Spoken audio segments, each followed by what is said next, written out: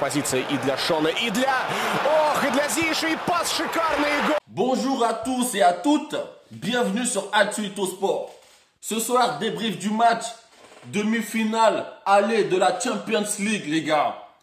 Tottenham sur sa nouvelle pelouse qui recevait l'Ajax Amsterdam aujourd'hui. Pendant la Ligue des Champions de cette année, c'est que les matchs ils sont tendus. Je vous assure qu'au début du match, moi j'étais sur mon canapé normal, sans stress, sans rien, je vibrais pas. Je regardais le match sans pression. Mais quand on arrive en seconde période et qu'on approche de la 60e et la 70e minute, et que je vois Tottenham qui sont là, ils essaient de tout faire pour revenir au score, et bah je commence à me crisper un peu et à serrer les fesses, genre, une occasion, je sais pas, j'attendais le but, mais ça venait pas, et moi j'étais là, je dis, mais il faut bien finir par marquer. Et sur la frappe de Neres, sur une remise de Tadic, Neres il tire, la balle elle part, moi là je serre fort les fesses, en fait je serre les fesses comme Hugo Lloris il a fait aussi, il est resté statique, poteau, chauffe, et là je décontracte tout. Pendant ce match, c'était tendu, moi je vous assure, on a eu deux matchs dans un même match, c'est-à-dire la première période et la seconde période. La première période totalement dominée par l'Ajax, j'ai l'impression que parfois ils ont 3-4 joueurs de plus lorsqu'ils font un pressing ou bien lorsqu'ils se mettent à attaquer. Je me dis, mais on dirait qu'ils sont tout le temps en supériorité numérique face à l'adversaire. Donc, c'est peut-être pendant ces moments-là que tu te dis que ouais, un adversaire qui, lorsqu'il attaque, te donne l'impression qu'ils sont 5 ou 6 joueurs de plus que toi sur le terrain. C'est là que tu sens la puissance quand même. C'est là que tu sens que ils ont de quoi faire peur, les plus grands. D'ailleurs, ils ont éliminé les deux grands, là, la Juve et Real, donc ils ont vraiment de quoi faire peur. Pendant la première période, Tottenham, ils sont à la ramasse. Mais je pense qu'ils sont surpris, comme la Juventus et le Real Madrid. Hein, je pense qu'ils sont tous surpris de l'impact que cette jeune équipe arrive à mettre pendant le match, à des moments comme ça. C'est-à-dire l'insouciance et aussi l'envie de juste jouer. Ils calculent rien les mecs, ils veulent juste jouer et s'amuser. Donc il y a une vague d'attaquants de l'Ajax qui arrive. Et moi, à la place de Ader, j'arrive jamais à dire son nom à celui-là.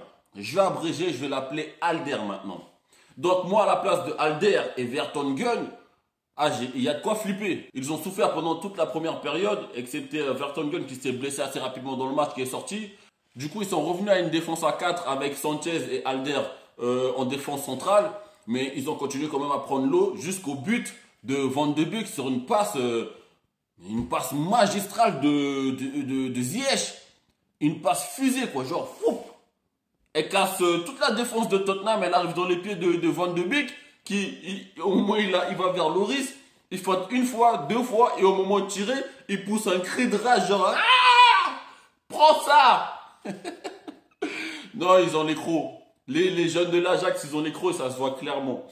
Donc, pendant cette première période, je me dis, oula, vu qu'ils ont mis ce but-là très rapidement, s'ils en mettent encore un ou deux, ils sont peut-être assurés d'aller en finale. Mais ils n'ont pas réussi à le faire. Heureusement pour Tottenham et dommage pour l'Ajax. Mais la deuxième période, laisse tomber les gars, la deuxième période c'était trop. Inversement total de situation. Tottenham ils se sont repris. C'est là que j'aime bien ce coach là, Pochettino. Il a très vite vu que ça n'allait pas du tout. Il a changé 2-3 trucs. Il a fait rentrer Sissoko. Vous allez vous mettre à la hauteur de l'événement. Parce que de l'autre côté, ils y sont. Donc il fait comprendre à son effectif que maintenant, il va falloir y aller.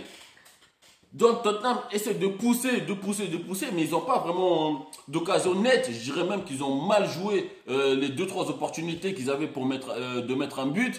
Des ballons qui devaient être récupérés peut-être par un joueur qui était encore dans le dos et pas le premier qui arrive sur le ballon. Je parle plus précisément de l'action, c'est Dele Alli qui récupère la balle de la tête sur un centre, je sais plus de qui, mais il y avait Danny Rose qui était juste derrière, mais totale liberté pour tenter la frappe. L'Ajax a souffert pendant cette seconde période, mais ils n'ont pas encaissé le but. Passons maintenant aux individualités. Pendant ce match-là, il n'y a pas beaucoup d'individualités qui se sont fait remarquer par leur importance dans le match, mais plutôt par leur disparition. Oui, je parle plus précisément de, comment il s'appelle, Eriksen. Ah, mais il a fait, rares sont les fois où je vois Christian Eriksen rater des matchs à ce point-là.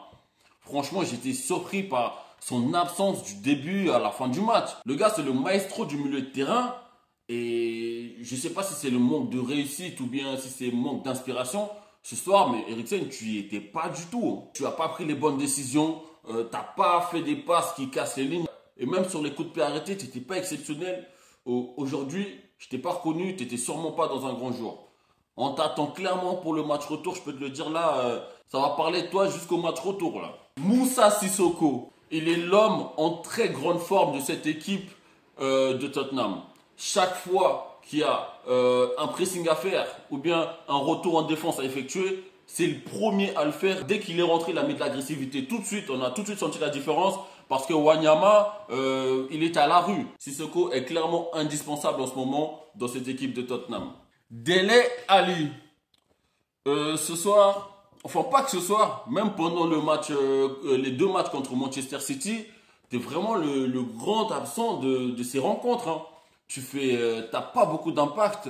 Je sais pas qu'est-ce qui t'arrive en ce moment, si c'est le manque de confiance ou bien t'es un peu nonchalant, j'en sais rien moi, qu'est-ce que c'est en ce moment. Mais tu y es plus là. Tu fais pas de différence balle au pied, tu fais pas de différence en ballon non plus. Là, faut te remettre debout parce que Tottenham a besoin de toi. Tu es un très bon joueur. Je dirais même que tu es un joueur porte-bonheur, un des meilleurs milieux de terrain de première ligue. Là, reprends-toi. Tottenham a clairement besoin de toi. Remets-toi au niveau parce que là, tu es trop transparent. Et je comprends même pas pourquoi. C'est pas comme si quand tu avais le ballon, tu faisais n'importe quoi. Ou bien quand tu n'avais pas le ballon, bon bah tu te déplaces. Mais on dirait que tu te déplaces pour te déplacer. Et quand tu as le ballon, bon bah tu fais ce que tu peux avec. Tu donnes pas le meilleur de toi-même en ce moment. La saison, elle n'est pas encore finie. Donc, reconcentre-toi s'il te plaît. L'Ajax prend clairement l'avantage sur Tottenham dans cette demi-finale allée de la Champions League. Mais attention, on est en Champions League, les gars.